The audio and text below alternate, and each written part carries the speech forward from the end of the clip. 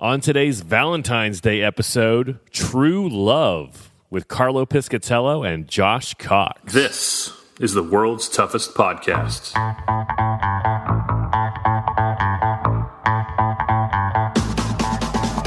Welcome to the world's toughest podcast, where we talk about any obstacle course race you'd like, as long as that's world's toughest mudder. Each week we talk to members of the WTM community and share stories of success and failure in the single greatest event in OCR. My name is Will Hicks, and this is the world's toughest podcast. Welcome to another episode of World's Toughest Podcast. This is our second brand new episode of the week, a special Valentine's Day episode. Happy Valentine's Day to most of you, and happy Wednesday to the rest of you. I didn't have your address, so this is my Valentine's Day gift to you. You can get flowers from some other guy. On today's show, Carlo Piscitello and Josh Cox. Together they host a show on YouTube called Piss and Cox. It's not offensive because it's their name. Their YouTube show is about World's Toughest Mudder and the World's Toughest community.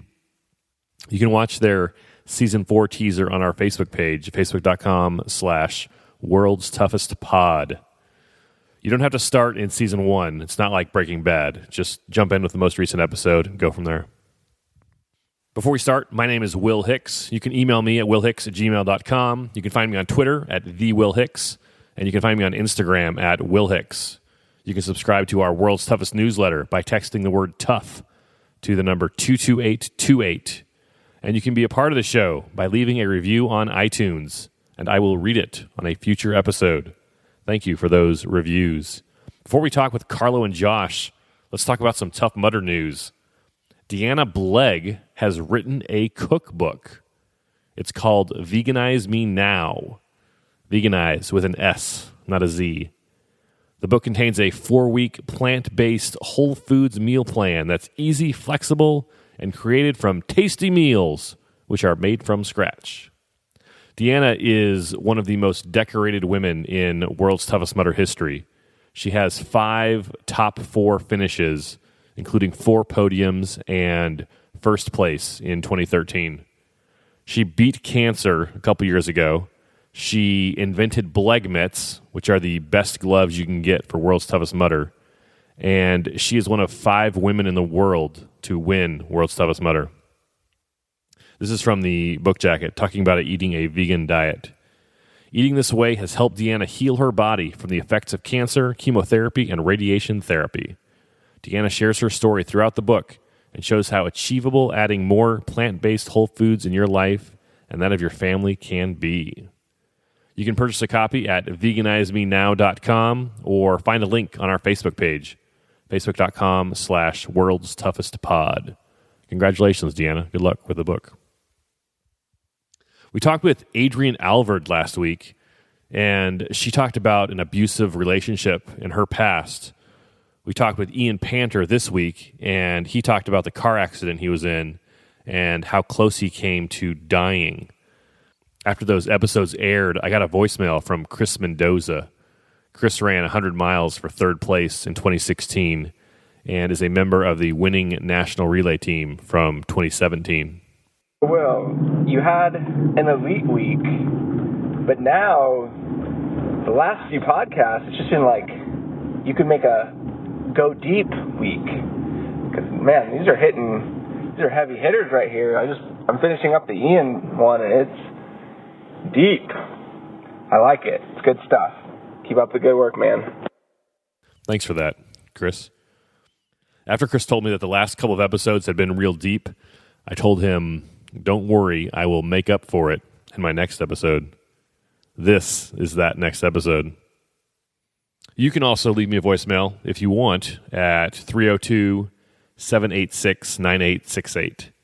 We don't go to the voicemail very often, but it's there if you need it. That's 302-RUN-WTM-8. I need to give a quick shout out to Dennis Valsamis from Australia. Last episode, we talked about the vault obstacles in Australia. I would not have had that information without the heads up and email from Dennis. I meant to mention that last episode. Sorry about that, Dennis. I regret the omission. Before we talk with Carlo and Josh, let's read some iTunes reviews. Our first review is from the UK. UK showing up strong again. Last episode, all 3 reviews were from the UK. From the UK, OML Stern writes, "My favorite podcast, 5 stars." And he writes it with a U in favorite, my favorite podcast. "I can't seem to imagine my runs or long car journeys these days without the sound of Will Hicks. Will has great guests, loads of awesome information, and everything I needed to prepare for my first toughest and world's toughest in 2017. Great, funny podcast, but not afraid to tackle the big issues like the recent failed drug test controversy. Will held a great, unbiased discussion, which was easily my favorite episode of the series so far. Can't wait to see what the World's Toughest Podcast has to offer in 2018. Thank you, OML Stern. Is that Ollie Stern? I appreciate the kind words. Look, I know you could listen to anything else ever made when you're running or when you're in your car. It's tough competing with the Beatles and Elvis and This American Life. Well, you're from the UK, so you probably don't care about This American Life. But anyway, thank you. As far as the podcast in 2018, I'm excited too. We've got the episodes planned out from now in February until December 10th. There are a few flex weeks in there in case something crazy comes up, but this is going to be a great year. Thank you, OML Stern. Next review comes from the USA. 326 Colorado writes, 326 Colorado is Joel George from Team Fat Boys. He was my guest a few weeks ago. 326 Colorado writes, informative and entertaining, 5 stars. This podcast includes the big players and provides lots of good information to prep for WTM, all with an entertaining and engaging style. It was great to hang with you at WTM 2017. Keep up the good work, Will. Thanks for the kind words, Joel. I appreciate that. It was fun hanging out at World's Toughest. Although, honestly, we weren't hanging out as much as I was kicking you out of the pit to go run another lap. But, you know, potato, potato.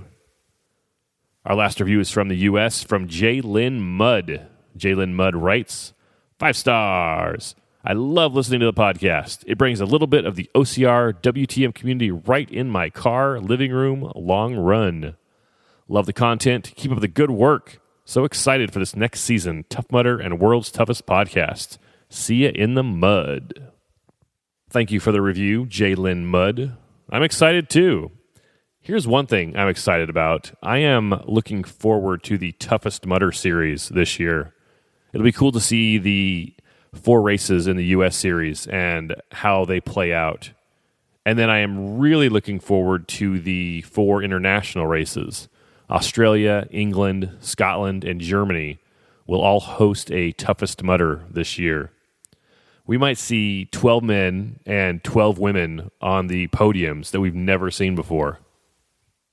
That's not true. John Albon is going to have at least one spot. And John Albon's going to win in England. John's the only man who has ever kept pace with Ryan Atkins at World's Toughest Mudder. We'll probably see Marcus Ertelt on the German podium and, of course, Deanna Blegg in Australia. But still, you get my point. We'll probably see Suzanne Kraus and Ulrich Evanson up there again. Beth Albin, John's sister, could be on the podium. We'll have lots of time to talk international Tough Mudder elites later as the races get closer. Thanks again to OML Stern, 326 Colorado, and J. Mudd for leaving a review on Apple Podcasts. If you'd like to be a part of the show like them, you can leave a review on Apple Podcasts too. Just open the Purple Podcast app and search for Tough Mudder. We're the first one that pops up. Click our logo and then scroll down to click Write a Review. Hey, I don't want to forget you guys on Android. I know you're there. Leave a review on Stitcher or on Podbean or wherever you listen. Let me know it's there at willhicks@gmail.com, and I will read it in a future episode. My docket is clear of reviews right now. If you leave a review right now, I will read it on the next episode. It's time to talk with Carlo Piscitello and Josh Cox. Let's go to the phones. Carlo Piscitello and Josh Cox, thanks for being on the show. Hey, thanks for having us, man. Yes, thank you, Mr. Will Hicks. Appreciate you having us on your show. Happy Valentine's Day, you two. Happy Valentine's Day, sir. Happy Valentine's Day to you, too. This is awesome. To Will, not to you. Yeah, okay. Yeah, me too. Just to Will. Not. I don't care about you. Yeah. Okay. I was going to ask, do you guys have any Valentine's Day plans today? I'm working. Yeah, I'm pretty much doing the exact same thing. Yes. I'm working and I have a Park and Rec commission meeting tonight. That's literally my day. I'm working morning, noon, and night, and then hopefully me and my lady can figure out something to do over the weekend. So I was looking at you guys have both been on the podcast before, but I was looking at when it was, and this is episode 60-something. But Carlo, you were on episode... It better be 69. Carlo, you were on episode 5 back in March. Yeah, I remember last that. Year. That was right after Toughest last year. Yeah, and Josh, you were... I was 4. Was I 4? No, you were episode 10. Yeah. Whatever. That's right. You're twice as bad as me. That's why. Josh Cox, tell me about your first World's Toughest Mudder. It went terribly. Yeah. To go more in depth but not talk your ear off, I was not prepared at all. Even if the sandstorm didn't hit, I wouldn't have been prepared for the cold. And then I was super prepared after that, and then that didn't pan out either. But you just asked about the first one. Well, tell me about 2014 was the year of the sandstorm. But it was the cold that did you in? No, I didn't have gloves. I didn't have socks above and beyond just like Adidas Climacool. I didn't have. I was not prepared. I just thought I brought enough gear to run maybe 2 Tough Mudders. You know what I mean? I had no idea the realness that was gonna hit with. At about 2 a.m. it becomes sub-zero temperatures in the desert. Let alone sandstorm, a Habib all up in your butt. So I went into it thinking that I had enough mental grit and determination. I got punched in the face so hard. What did you learn from that? To bring gloves and neoprene. That's it. To realize how cold it was going to be. And also, I legitimately learned how to better prep myself physically for the following year too. Carlo, tell me about your first World's Toughest Mudder. My first World's Toughest Mudder was 2015, and it went great. Thanks to Josh and our buddy Justin's ill preparedness the year before. If anything, I was over prepared, and I had a great pit crew, which was a lot of our group from back home who had helped Josh and Justin the previous year. So really my job was just, I had the gear and I had everything I needed. And I just went out there and got it. I got my 50 miles, which is what I wanted. I literally could have done 55, but we were so happy to get 50. We wasted so much time those last couple laps because it was all about just getting that 50 and then being stoked. That was a great experience. I had a great time. It wasn't a horribly awful course. The weather was great. So it was just kind of this great confluence of events that led to me being successful. And then tell them about the blood doping. Tell them about that. That was a previous podcast. By the way, oh my gosh, that was one of the greatest podcasts I've ever listened to in my entire life. And Josh has no idea what we're talking about. I don't, because I live in a bubble. Oh, the Ryan Woods and Evan Pepperis, that was gnarly. I was so excited to that. Seriously, was this like a battle? Was this like American Gladiators, obstacle course racing style? It was above and beyond anything I thought. You don't even know. I don't think you even know the background. So we can't. Let's not get into it now because Will's here to talk about us. You got 50 miles your first year. That's a big goal for almost everyone who goes their first year says, I want to get 50 miles and maybe 75 is a stretch goal. But how did you actually get 50 miles your first year? You said everything worked well for you. What are some of those things that... Well, here's the thing is, and I was talking with our buddy Eric Panu about this after the event because he pitted next to us. I went into the event basically viewing it as a 10-lap race in my head. It was like, this didn't matter. It was 24 hours. To me, it was just 10 laps. So I wasn't, and I basically just stuck with that mentality. There was no, other than the sprint lap, there was no, staged obstacle openings back then. So it was pretty much lap 2, you were doing everything. And after a couple laps, and you kind of saw how the course was going to, pan out, and you knew later on where you're going to be taking your penalties. It was all good. The big game changer for me was when they switched that upper decker obstacle around. Because do you remember that one where you had to climb up the rope to go down? Because that was killing me, and that was giving me some severe anxiety. Like lap 4, I was like, I don't know what's gonna. This thing could DQ me because I was dying. There were people getting DQ'd at that obstacle. It was basically like, I don't know, turducken or Shawshank, but backwards. Shawshank, right? With you had to climb up a rope. It had ropes, and it had rings in the ropes, but still, it was cold. Yep. Those things where you're like, I remember doing the first one when it opened up and being like, I got to do this every time. Yeah, seriously. And then coming around and being like, they turned it around. Yes. Seriously, because I had come off a horrible lap. I call them dark laps. I think we later called them crap laps or whatever. But you have one of those laps where it's just nothing seems to go right, and you're taking penalties on things you shouldn't be taking penalties on, and it's just, I don't know, self-esteem is low. And then to come over that little ridge and have the guy be like, "Oh no, we switched it. Just go this way and go up the tube." I was like, it literally changed my race around, because I was like, that was the only thing I was worried about at any point during the race from that point on, and it was gone. And now I'm like, awesome. Then I was stoked again, and I had a great second part of the race after that. Hayden, like a legend. Yes, Hayden. That's where the Legends of Hayden Chavez was born. You got a free entry out of that.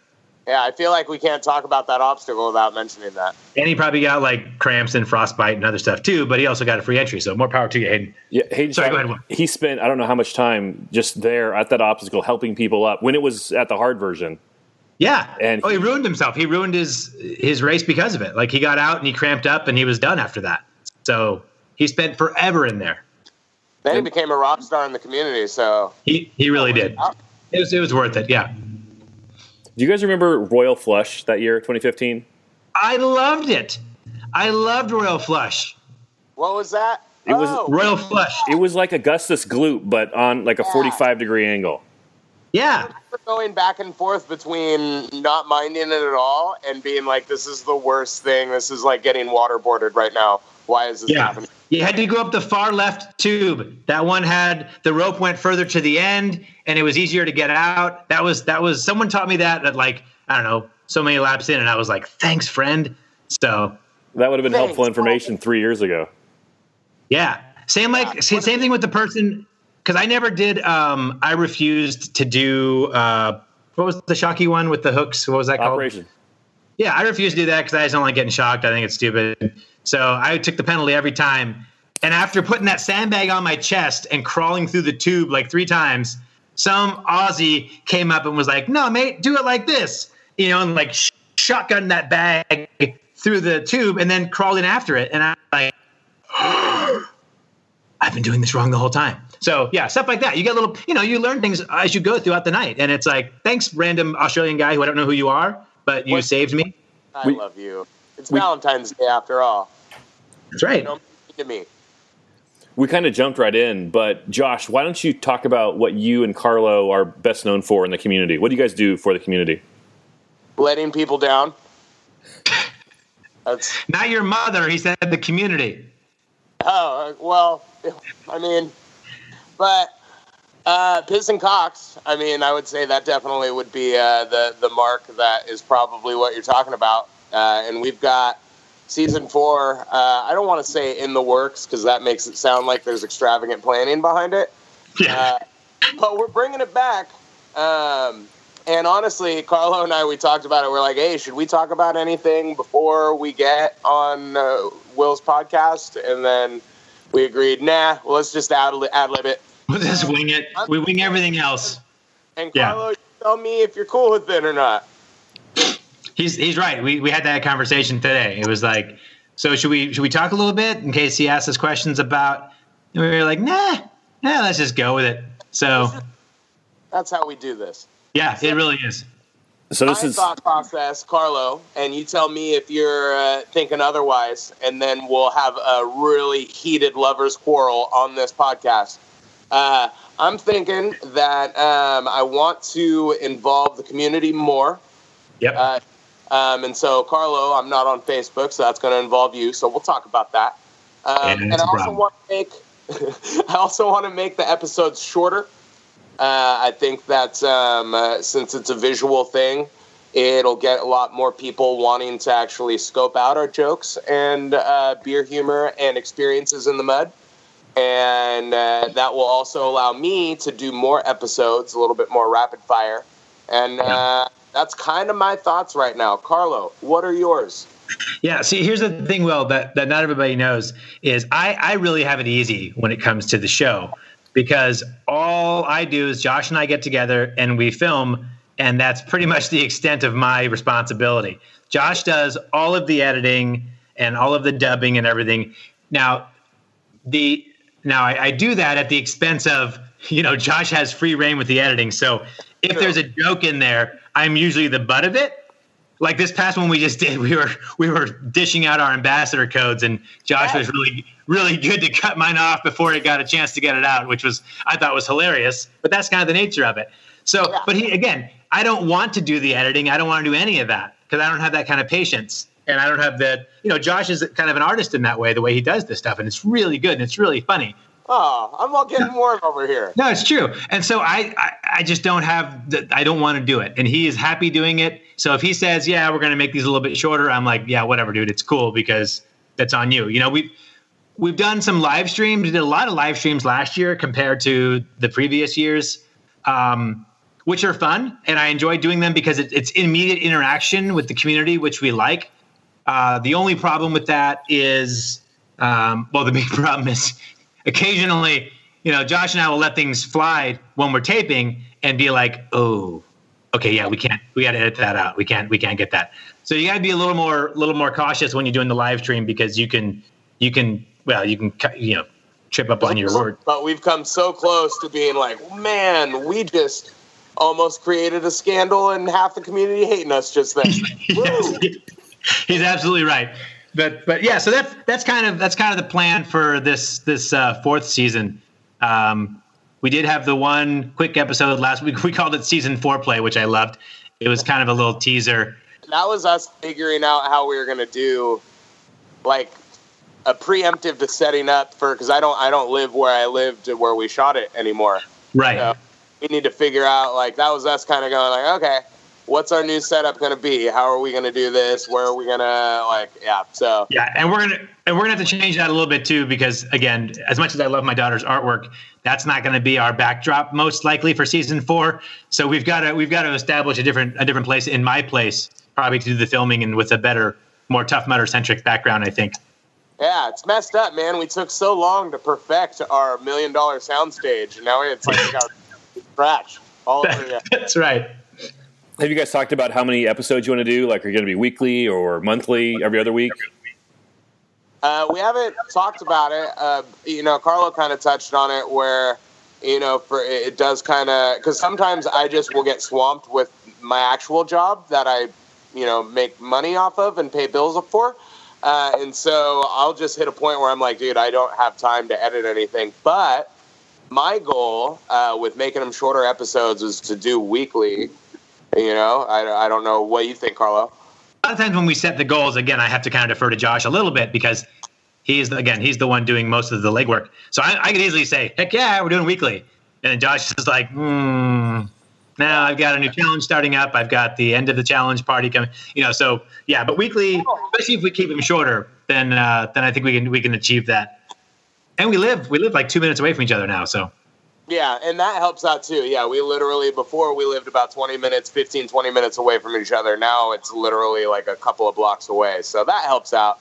And making short episodes will help. So the goal will be weekly. There will definitely be some times where, hey, like Carlo was saying, my job will kick into gear and it'll be like, yeah, some things I got to cut out this week and that's got to be it. But the goal will be weekly to just try to be a little bit more on the ball with the pulse of the community than we have been maybe the last couple seasons, you know? Yes. When you say shorter, Josh, do you mean like 10 minutes or do you mean like, because I think like you used to have like 30, 40-minute episodes. Yeah, 10 minutes is kind of what I'm thinking. Just a quick, like long enough to really kind of make some magic and have some fun, but short enough where people are like, all right, I can pop this on. With, of course, we say that now, but guaranteed we'll have some say after Tough Mudder LA, that'll be a hard one to keep to 10 minutes, Right. But that's like a specialty thing. It'll be, clips from the actual Tough Mudder and stuff like that. So, but that's the goal, is about 10 minutes or so, unless it's a special thing. I always like to say about 15 minutes, but again, that's which, let's be real, it'll probably end up being that, because how often, even last year, would we be like, all right, just 30 minutes of filming, and then an hour later, we're like, so. That's really how it goes. Usually before we sit down, we'll say, okay, let's try to keep this to 30 minutes, and we'll start talking about, and we go off on tangents all the time and whatever with our little brains. All the time. Yeah, and it's always like 40 plus 50 minutes, so. Do you guys sit down with like bullet points like, hey, we want to talk about these 3 things, or do you just kind of like sit down and like, let's just talk? Yeah. That is part of like where we do actually prep, where we'll kind of, we do know the things like, all right, what do we want to talk about? What beer are we drinking today? We'll take notes on a piece of paper and just kind of go down it line by line. And yeah. And, it's kind of the neat thing about the live stream where we get that involved is like for instance, the off season, there's not nearly as much. Well, there usually isn't much to talk about, but this year there's been a few little like really hot button things that kind of got the community jumping. And there were times when I was like, I text Josh, I'm like, dude, can you live stream on Friday? And we got to like at least throw something out there to at least kind of calm people down and have a little fun. Because it's getting really serious, and there's no reason for it to be like that. Let's get things back to being kind of fun and having a good time with it. And we need to touch on some things. So sometimes that's kind of the joy of the live stream. I think is that there is that instantaneous, like, hey, let's hop on really quick, throw out a quick, spat about this, keep it light, and then then we're good for another week or two. Carlo and I are never going to be elite level at OCR. Nope, no, I'm too old. Talked about it. I can confidently say that because we both have been like, we're never gonna hit that elite level. So for us, and I honestly think for the majority of the community, it's about the challenge, but also about the fun that you have in it. And it can suck when something that is really fun gets this toxic sort of insert right here. And I don't know. I think that's kind of, I don't want to say Carlo and I's goal, but kind of in a sense it is, of putting fun back into it, not taking it too seriously, acknowledging that we're never going to be podium racers and being okay with that. Right. And kind of speaking to all of the people that relate to that, which I think is the majority. One of my favorite videos of your guys is when you were doing just that. It actually has nothing to do with Tough Mudder. You did a Spartan stadium race. Do you remember this? Oh, that was fun and a crazy story from start to finish. That was a great day. That whole day was for me personally, honestly, like even outside of Spartan, like I had like plumbing issues that I had to deal with at like 4 a.m. Not like personally, but like, plumbing like in my sink. It was unreal how that day all worked out. It was like we're not going to make it. And then it was like a last minute, like, wasn't it you where you're like, I think we can go if you still want to go? Yeah, that's why I was in jeans. That's why I was like wearing like black dad jeans or whatever. I was just like, oh my gosh. And we're just sitting over there like in the lower box area at AT&T Park, just yammering on. And we met that remember the awesome girl, the security gal, who was just like, she called us bruh. And I thought it was the coolest thing ever. Remember, because she's telling people like, don't walk through here. And everyone's like walking right through there. And we're like, you just told him that. And she's like, bruh, seriously, right? And we're like, yeah. Remember her? She was awesome. Oh, dude, and the guy that was the announcer for like that wakeboarding show. Yeah, he done wakeboarding, and he was like a somebody on ESPN 6. He's right next to us, just kind of sitting down. We get to talk, and he's like, "Yeah, I do really cool things. I'm like probably the most awesome guy you've ever met who's sitting right next to you. Let's talk about stuff." Well, hold on. Let's let Will was going to compliment our episode, so let's see what he liked about it. Oh yeah, tell us more about what you like, Will. Yeah, say nice things about us, Will. Come on. Well, what I liked about that episode is that everyone around you was taking it extremely seriously, and you guys were like skipping and like lollygagging. we were doing that. That is true. That event, I don't mind Spartans. I've only done a couple, but I think they're kind of fun events. But that particular event was like, I mean, people paid full price for a Spartan sprint, and that thing was like 1.9 miles. It was just like, I felt bad for those people who signed up late and paid a big price for that, because that was just like, more power to you if you wanted to do one and you fought through it. Congrats. But as far as bang for your buck, I was just like, eesh, I don't know. I tell you what, for it being free, it was a blast. Yeah, exactly. If we met some dude, remember we met that guy that had actually, he really wanted to it was getting late in the season and he hadn't done a Spartan sprint yet for his trifecta or whatever. So he flew out from Florida to do it. And I'm just like, wow, dude, you are committed to your trifecta if you flew all the way out here to do your, anyway, but yeah, your 1.9 mile sprint. What was the oral stuff? The oral 4 or oral IV? Oral IV, yes. I don't know. That's my partner, ladies and gentlemen. Tell me that it's not understandable that IV could be 4. Way too hard. He's not just looks, ladies and gentlemen. He's also brains. Yeah, excuse me for being fancy. Roman numerals. Good job, mate. That was awesome. Yep, that's my boy right there. That's my boy, Josh Cox. I was wearing an oral 4 hat. Suck it. Anyway, so I do want to say one thing, Will. I always call you Will Hicks, but you're one of the few human beings who I always seem to call you by your first and last name, and I don't know why, but I just do, and that's okay. But I was telling Josh about this because remember when you first started up the podcast, I was like, "This is awesome." This guy Will Hicks, who I didn't really know you, like he's doing this podcast thing, and then Josh and I have been doing this thing for like 2 or 3 years, and not that we go out there and push hard for sponsors or whatever, or at all, but then all of a sudden you had that, like week 3, you had that deal where it's like, we're teaming up with Merrill and we're giving away shoes. And we're like, and I'm like, what? Josh, he's already got stuff with Merrill. Like, what are we doing wrong? And then we're like, God, he's just, look at him. He's the golden boy, I know. We're not the golden boys. He's doing it the right way. I got very lucky. Exactly. I got Merrill's a good company. I was happy to work with them. But and Sue Harvey Brown, by the way, is a wonderful human being. I love her. She is, absolutely. And I want to say, I forgot to put her picture on our little foreplay thing.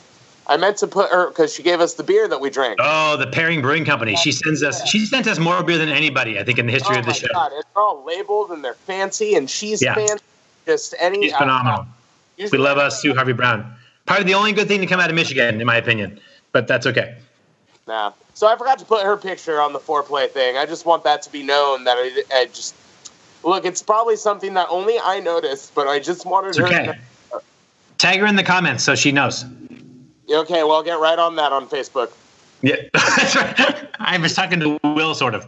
So you guys mentioned that you guys have been doing this way longer than I have. Is this you rubbing it in? No. This is me. This is me paying homage. Don't do that. I was going to ask, how has your show changed since you started it? Oh, that's Josh says. Honestly, if you watch season 1, that's the way that the most change you're going to see is from the beginning and the end of season 1. Because literally, when we first did it started out as the protein powder chugging challenge thing. Was when we first realized, hey, this was a lot of fun and we could have some fun with this. And people liked it, which is the other thing. Josh and I have always known that we have good chemistry as far as being funny together. That goes back to our just working out days. But if you watch that first season, it's literally us sitting there in his garage, and it's like all whited out because of the light coming in the thing, and then later on, we put board in front of the windows in the garage, so it gets a little darker, so the quality gets a little bit better. Then we do a backdrop, and then so we kind of evolved that way as far as like lighting and stuff. But content wise, it's still beer and dick jokes, really, and some WTM talk. That hasn't changed a whole lot, I don't think. Well, and from my end, one thing, because all of that spot on, super correct. But to elaborate on it a little further, it has changed when I was doing it every week, and then I would like rapid fire. A lot of times I would just put an episode out that same day, and that's right. And it would take me like 6, 7, 8 hours to do it, to get it out in that same day, but it was very speedy, and it would be very like, this was exactly what happened during the week. You know what I mean? And so the way that's true. Yeah. We're not able to do that as much anymore because it's like the expanses of filming, or like there'd be times where we would film an episode and then I wouldn't have a chance to edit it until like a week later. And then I wouldn't have a chance to put it out until like a few days after that. So it's changed in that regard, where I think what used to be a very popular aspect of it being very current, up to date, and this is what the community has talked about this last week, this is what's going on. I think that's changed a little bit, and kind of coming full circle, wanting to do shorter episodes and be able to do them weekly and have them be a little bit more of a, this is currently what's happening, is the goal, to get a little bit closer to that first season's appeal of being very rapid and current. Do you worry about, because if you're talking about like current events like that, if you go back to old episodes like a year or 2 years later, they kind of seem dated. Do you worry about immediacy versus like that evergreen content that if you talk about best gloves to wear World's Toughest Mudder, people will download that episode or watch that episode forever?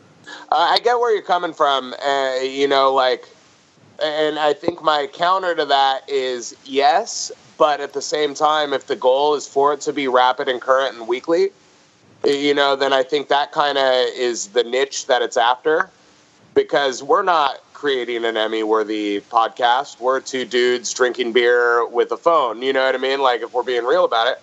And so, I don't know, like, I think there's certain times where we can put together an episode that, like if it's a specialty episode, or there's even certain episodes that we have in the past that, I know people tell me like, oh man, that Moonshine episode is still one of my favorites. Oh gosh.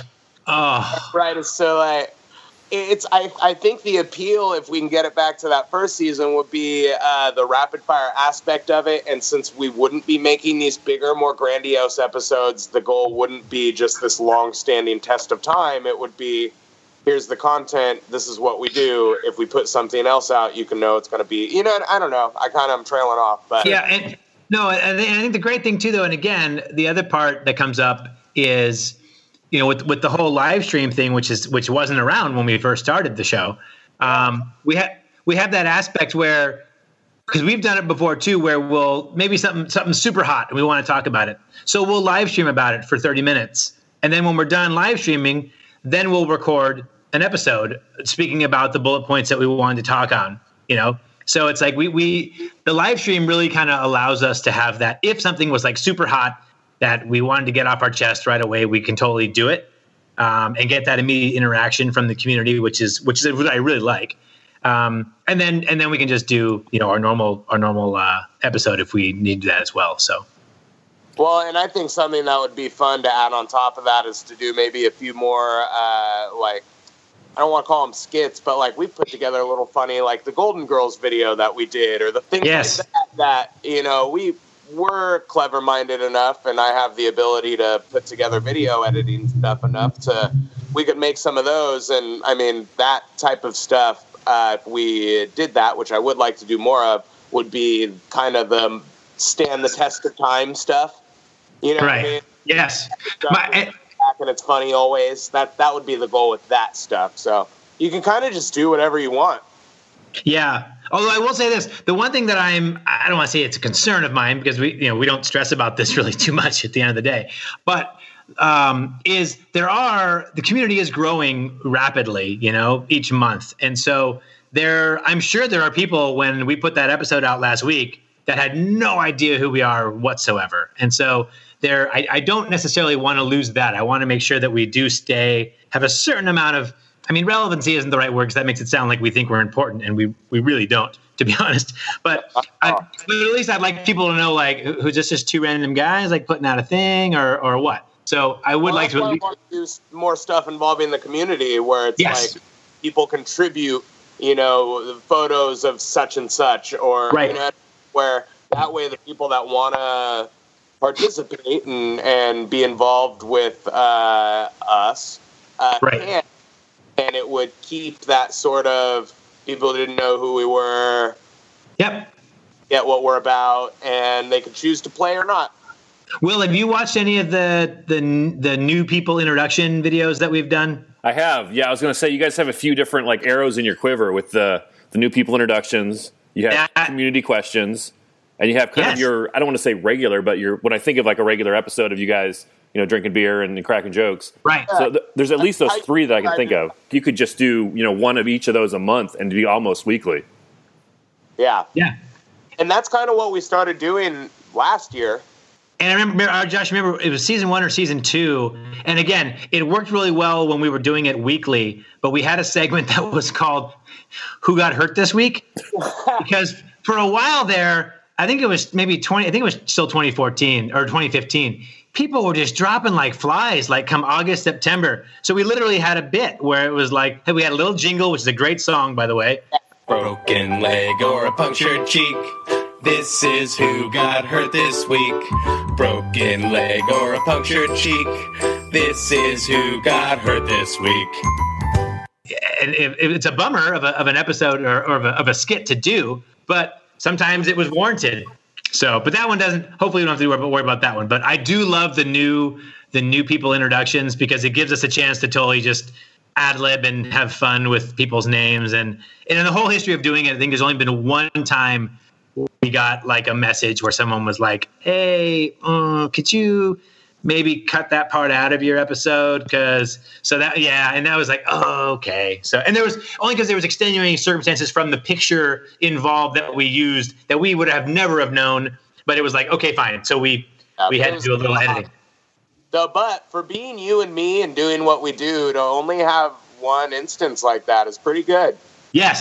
The fact that we've, to our knowledge, only offended one person is pretty spectacular because which, as we say it out loud, guaranteed there's a ton of people that just are super seething. Yeah. Which is good, though. I think that's good. It's okay to be offended. That's all right. They're gritting their teeth right now listening. Yeah. They're like, why the hell are these guys on your show, Will Hicks? Yeah, because it's Valentine's Day. And I'm going to work because that's how I roll. Hey, Josh, how long does it take you to edit like a 30-minute episode? How much like total time goes into that 30 minutes of finished product? Like if it's a 30-minute episode where we filmed for an hour and I whittle it down to a half hour, if I'm like really putting a lot of effort into it, it can take up to like 10 hours or something like that, where I'll split it over the course of a few days. Or if I'm like really just trying to speed edit, or you know what I mean, 4 hours. It all kind of depends on the length. But if it's a 30-minute episode and we have about an hour's worth of content, it could take me 10 hours to do an episode or so. You can know when he speed edits because that's when I get like no material. All of my best jokes are just wiped out. He just like fast forwards to the next part where he's talking and he puts that in. Yeah, I'm like, there are a lot of times where, and tell me if anyone's shocked by this, where Carlo can be a bit long-winded. and I've got a lot to say, Josh, and sometimes it takes a while to get it out. That's all I'm saying. Oh, I know. I got to edit it, and I got to hear it over and over and over and over again. I'll be like, I got a great story. Listen to this. And that's my story. And that's how it comes out. And I'm like, wow, that was freaking great. Thanks, Josh.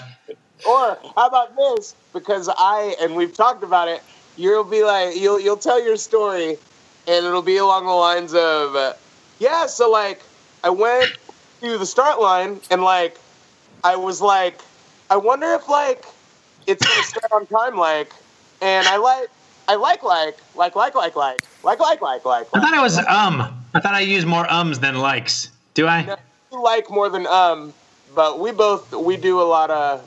I say yeah a lot is mine. Okay, fair enough. You're like, man, in 20 seconds, did I have to say yeah 37 times? I don't think. Well, I mean, this is a perfect example. Will told us to keep it to 30 minutes, and we're at like 48 minutes right now. So, that's what we expect. Welcome to filming things with Carlo. He's a time suck, man. Jesus. Josh, there is a lot of power in the edit, and people don't realize that. But there's so much I realize power. that every episode. Don't worry. It's the best trade-off ever. I'm like, yeah, I'll totally do all the work, and all the power's in my hands. You got it, buddy. Yeah. There's been more than a handful of times where I'm just like, all right. But I accept it. I get it. Accept my role. Yeah. What does your guys' race schedule look like for 2018? We talked about short races. There's a TMX up in your neck of the woods this year. Yeah, I look forward to spectating at the TMX. For a brief moment, I was like, "Ooh, I've been CrossFitting. I can do." And then I started looking at like the actual show that was on TV last year, and I'm like, "Wait, 100-pound presses? Nah, that 10 times. 100-pound sandbag press, overhead press, like 10 times." And I'm like, I do plan to. I mean, Sacramento's only like 2 hours from here. So I definitely plan to do the Tough Mudder on Saturday and then most likely spectate the Tough Mudder X. Actually, I'm hoping to find an athlete who will let me be their, air quotes, coach, so I can get like a better, viewing angle of the show. But, so if you're an athlete in Sacramento TMX and you're looking for a coach, give me a ring. Maybe you could coach Josh. Can I have you be my coach? Hell yeah, you can do it. I honestly, I've kind of toyed around with thinking. You've got a free entry from being an ambassador. Oh, really? Or was that well, maybe that was for a 5K. I think it was like a discount. Anyway, I don't know. Yeah, no, I would because like Will said, it's in town. So yeah, dude, that would be. I would totally be your coach. That would be, dude. This is meant to be an episode. Yeah. So actually, that might be worth it alone just for the episode. Can we announce it right now? That you're going to do Tough Mudder X and I'm going to be your coach? We're going to have breaking news on the Will Hicks podcast? Let's announce that we might announce it. Announce our intentions to consider it? Yeah. You can announce it on your show. I don't want to steal your thunder. Okay. Wow, that's a brilliant idea, though. Yeah. No, that's that because, I mean, what's the worst that going to happen? I'm going to do terrible? Yeah, right? Who cares? That's what I expect.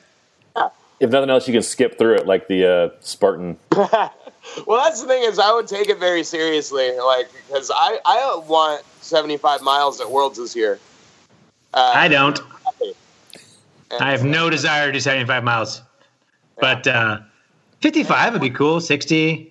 But no, dude, that would be, Will, thank you. That's, this might be onto something here, Will. What about the rest of your year? Are you guys going to be at Toughest Mudder LA or any of the other toughest? I know we'll definitely be in LA and we'll be at Tahoe. Well, you're just talking toughest. I might try to go to Boston toughest. Oh, nice. I haven't officially signed up for toughest. I'm still trying to work something out. Worst case scenario, I'll do tougher I'll do just regular Tough Mudder on Saturday and Sunday. In LA? Have you heard about that? It's an actual thing. It's happening. The puppy mudder, the pup dog mudder. Yeah, I can't bring my dog, unfortunately, because of the breed restrictions, which is, well, we'll talk about that some other time. But I can't not go. I would actually like to volunteer at that, and I would snuggle the shit out of all those dogs. But that's just me. I'm a dog guy. But yeah, so I'm hoping to do toughest LA. Worst case scenario, I'll just do Tough Mudder in LA. As far as the LA ones go. Josh, you're talking about the other Tough Mudder events. You're going to be in Tahoe, you said? Yeah, well, I mean, all the West Coast ones. Yeah. Myself and Carlo and Tahoe, Sacramento. Sonoma. Hopefully, Sonoma is supposed to come back in early October. They added a 5K. Actually, I might do the 5K with my daughter if I can convince her to do that. She told me she wanted to do one, but not somewhere boring. So she refuses to do Sacramento. And I'm like, okay, but I didn't know they're doing a 5K in Sonoma. So hopefully I can get her to do the 5K in Sonoma. They just announced the big rollout of the 5K last week. What do you guys think of the 5K? I mean, I like the thought of it, honestly. Yeah, me too. And honestly, like I said with my daughter, I'm really hoping that's a great introduction. Like my son has done a half and he's done a full, and he's like, that was cool, and I'm done. He's over it, and it's like, okay, cool. But my daughter has expressed a little more of an interest. She's getting a little more active, and so I think the 5K for someone like that is fantastic. You get 3 point whatever miles, 10 obstacles, nothing that's going to really crush you. So I'm like, that's a great introduction. And I think it's a cool little laddering process to go from the 5K to the half to the full if someone wants to do that, So I totally get why they're doing it, and I totally agree with it. Yeah, it fits right into the trend, and I don't mean that in a bad way, but it is, it is a little trendy to hop onto a 5K, you know what I mean? And so, and again, I don't mean that in a bad way. I think it's a good, not only business practice, but like Carlo said, it adds just one more enticement to if it's something that you're thinking about doing. There's so many different options that it's really, like back in the day when there's only Tough Mudder, it was really easy for people to talk themselves out of doing. Yeah, no, you're right. You know what I mean? Like, yep. But now, like, all right, well, start with the half. And they're like, and you're like, all right, start with the 5K. And you're like, what are you going to tell me for that? Like, all right, I'll do a 5K. And then you never know. People might find out they love it. And so it's a cool laddering process, like Carlo said. Some people just like to run using the metric system, too. Yeah. Those dirty everyone but us. Yes. That's exactly right. Everyone except the Americans. That's it. What are you guys' plans for World's Toughest Mudder this year? Well, I know my plan is 75 miles and to hopefully have a good time in Georgia. Yeah, I think I really don't have 75 miles as my goal. I don't know what my goal is other than 55 or something or plus would be great. Which I think you may have heard, but I literally had time to do 55 at Worlds this year, but I was literally like, no, I'm good. I'm past the point where I'm allowed to stop. I got 50. High five. Let's, my pit crew were trying. They did their best, but I was like, no, I get it. And I don't regret it. Even now, I don't regret it. Looking back, months later, I'm like, no, because it sucked. And I had a horrible time. So yeah, Georgia, boy, it's interesting looking forward to that because I picture it being much more slippery, it won't be nearly as dry, and the obstacles I think are going to be very moist throughout the whole event. So it'll be interesting to see how that affects people. And as long as the penalty loops aren't like they were at Worlds last year, I'll be happy because those were stupid. Like oh gosh, ridiculous. But anyway, yeah. Oh, don't you know? Don't you know? Right. Josh, how can people find your YouTube channel? Well, honestly, Piss and Cox, we go through Obstacle Racing Media. So, awkward. Yeah. Have you heard of those guys? They're okay. They're out of Atlanta too. Yeah. Although. Hey, but we hate him. Yeah. We hate everyone associated with Obstacle Racing Media. Do you know how much that guy pays? I'm just saying. How much does that guy pay, Carlo? Well, we're still waiting for that first check, so I'm sure anytime now. We had 2.5 seasons or whatever. No, actually, we both like Matt quite a bit, actually, but and yourself, but yeah, Matt, our stuff goes out through Matt's through the ORM page, the Obstacle Racing Media Facebook or what's it called? What's that? What's the click? What's the little YouTube? Yeah, there you go, the YouTube. Now YouTube Red, exactly. We don't monetize our videos. At least I don't think we do. Is it youtube.com/Obstacle Racing Media? Yes. When this comes out, I'll put it in the comments. As you can tell, we're champions for the cause here. We go a long way for our employers. So YouTube and search Obstacle Racing Media. Don't put in ORM because you'll get a bunch of different stuff. You have to put in Obstacle Racing Media and then subscribe to their page. And then you'll get as much Piss and Cox as your ears can handle. There it is. Yeah, there we go. really do. Real quick, I do have original, still fitness related, most of the time stuff on my own personal YouTube page. Oh, sure. And you can search Josh Cox, youtube.com/Josh Cox or whatever that is. Sure. Yeah, cool. All right, go on with whatever else you were going to say. I was going to say, Josh, I know I saw you on Instagram a lot over Christmas.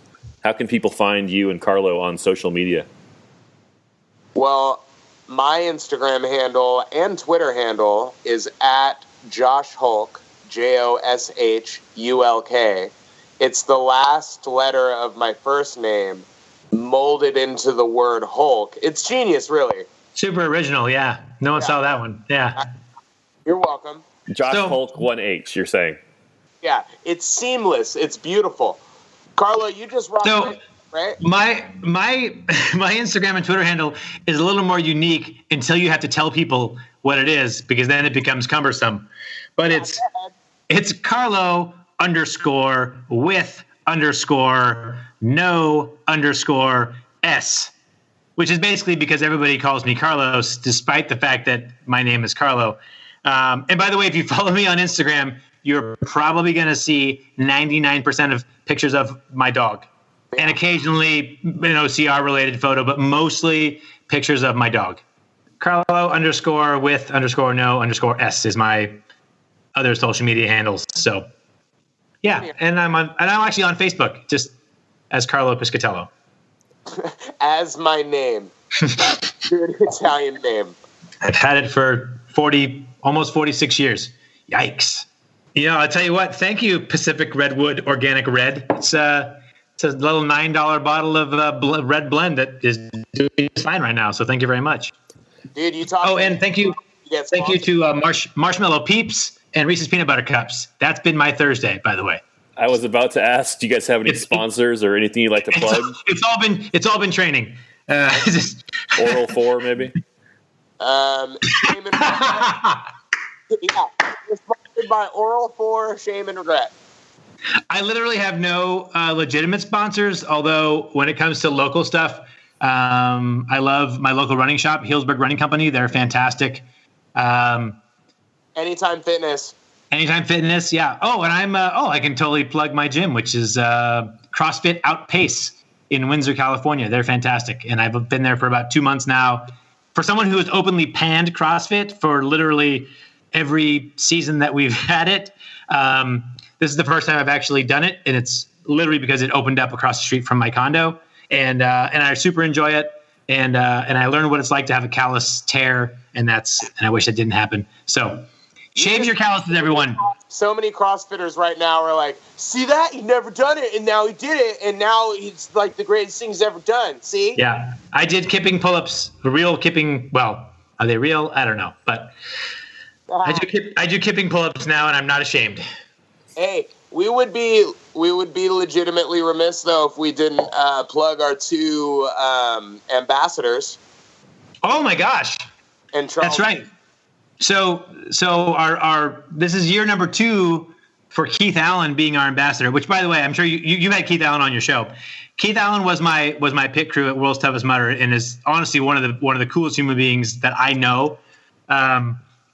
So he's our 2017, 2018 ambassador. And go ahead, Josh. Who else, Josh? Charles Hopper, everyone's favorite ginger Minnesotan, is our new ambassador. The gingerbread man. Yeah, we're just keeping it to 2 right now. You know, we don't want to give Goat Tough too much of a run for their money. Yeah. Yep. We want don't go putting Charles on your show though. He's not that legit. It's just. But Keith, sure. No, it's true. Come on, we love Charles, but tough love. He's the new guy. Go ahead, Will. Sorry, it's your show. What are the perks of being a Piston Cox ambassador? I'll probably send you a shirt. That's pretty much it. Yeah, you get a shirt. Notoriety. Yeah. Someone might recognize you on course. Maybe. Carlo, do you want to share your ambassador code since you never got to on your show? I do. Hold on. He's got to look it up because he's terrible. I do. Well, dude, we just got him like a couple weeks ago, right? Has it been a couple weeks? My ambassador code. So if you're a first-time Tough Mudder, brand 294 is my ambassador code, and you get 30% off anyone's first-time Tough Mudder. That is the word brand 294. That is my Tough Mudder ambassador code. Joshua Cox can suck it. You're a hack. You're a hack. Oh, that was terrible. Josh, would you like to share your ambassador code? No, Will! What's wrong with you? Hey, you know what? Carlo needs the help. It's 294. Yes. And 294 is my code. Hey, do you know, should we tell everyone now that this entire podcast has been a Tide ad? Nice! Oh, I love me some Hopper. All right, I think I see where we are right now, Will. Well, do you guys have any last thoughts on World's Toughest Mudder or the Piss and Cock Show? It's coming soon, and World's Toughest Mudder is coming later than that. Wow. Yeah. Awesome. I know. Hey, No, that's what people write books about, what I just said. Thank you. No, I'm actually really excited about season 4. I think it's the format that we're going to do is going to be a lot of fun. We're going to try to incorporate some of our, like you said, some of our older bits when we get the chance. And World's Toughest Mudder, I'm really excited because I've only known Worlds to be in Vegas. I didn't get a chance to do, New Jersey. So to have it be somewhere totally new and a place that I've only been like on airport layovers. So I'm kind of excited. Granted, I don't expect the nightlife of Atlanta to be quite what Vegas is, but you know what? It's a new place where I've never been, so I look forward to it. Josh Cox, Carlo Piscitello, thanks much. Thank you, buddy. Thank you, Will. I love you. Happy Valentine's Day, everyone. Okay, he already stopped. We can stop doing that now. Valentine's Day. Special thanks to Carlo Piscitello and Josh Cox. Josh Cox and Carlo Piscitello. You can say it either way. Well done, you two. Be sure to check out their videos on YouTube. You can find a link on our Facebook page.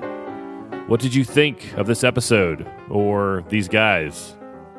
What did you think of Deep Week last week? Let me know. Let me know in a review on iTunes or Apple Podcasts. I hope you enjoyed the extra episode this week. Go spend time with someone you love.